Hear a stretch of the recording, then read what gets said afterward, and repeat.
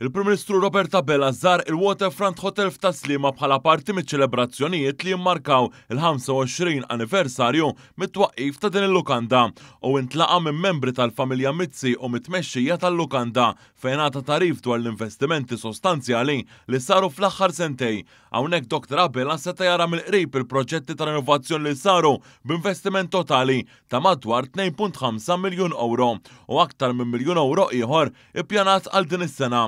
Waqt żjara f'waħda mill-kmamar rinnovati tal-lukanda, il-General Manager Frederick Kurmi spjega kif jikkunsidraw ukoll l-impatt tax-xogħol tagħhom fuq il-komunità. Għalhekk tnediet l-inizjattiva fejn kull klient li jiddeċiedi li ma jużax il-faċilitajiet ta' tindif tal-Kamra ikun qed jikkontribwixxi għal fondi li ngħataw lill-Kunsill Lokali għal tħawil ta' siġar u tisbieħ taż-żona. Il-Prim Ministru faħħar l-impenn kontinwu tal-Waterfront Hotel favur turiżmu ta' kwalità u sostenibbli b'konformità mal-Viżjoni Malta 2050.